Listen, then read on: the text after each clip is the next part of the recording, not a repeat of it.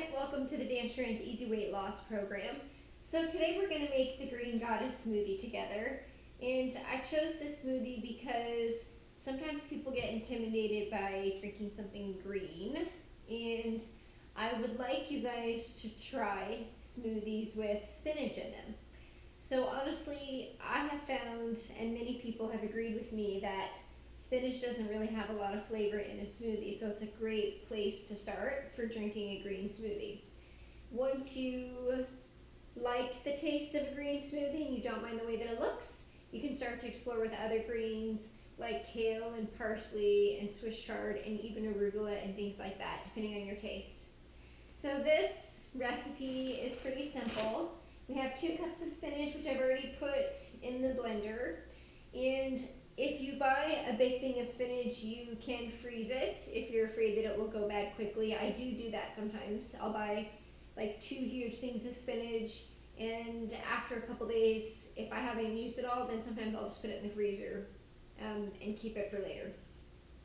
So we'll also add 1.5 cups of dairy-free milk. Now I'm using almond milk. If you really like your regular milk, you can use that as well. Your dairy-free milks are going to be a little bit lower in fat, and they can provide just as many vitamins and minerals as your cow's milk. So I'll go ahead and add that in there. And then we're also going to add 2 tablespoons of, this recipe calls for almond butter, which I actually don't have. I'm actually out of almond butter today because I made some almond butter bars yesterday. But I have a ton of different nut butters, and really you can try any of them that you like. There's cashew butter, of course peanut butter. This is sunflower seed butter. There's sesame or tahini butter, and really any of those are going to taste good, just depending on your taste. Almond butter is a little bit more of maybe a mellower taste than something like sunflower seed butter. So it just depends, just to try new things. Maybe if you want to start with peanut butter, that's a good place to start too.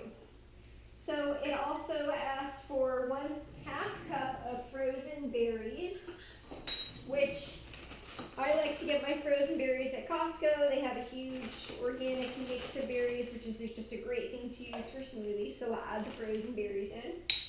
And then it calls for a tablespoon of flax meal. So you'll notice in most of these smoothie recipes that we add the green and the fruit, plus we add a healthy fat. So in this case, the flaxseed meal is going to offer omegas, which is great for anti-inflammatory, and it's also a healthy fat. Now, if you don't have flax meal, it's okay. You can add something like hemp seeds, chia seeds, cashews, or anything like that, or shredded coconut.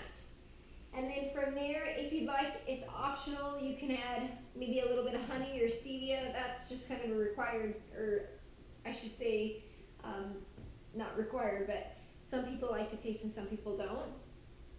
And you can also add your favorite protein powder. So different protein powders that we use in our house are Raw Meal is a good one, Sunbutter is another brand, Orgain, and then also the Juice Plus Complete. So those are a couple favorites that we just sort of cycle through at our house.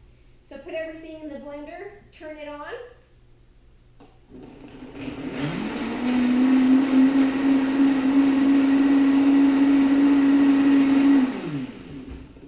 And you'll have yourself a smoothie. Now this one's a little bit brown-green because we added the almond butter. It's not the prettiest color, but it tastes good.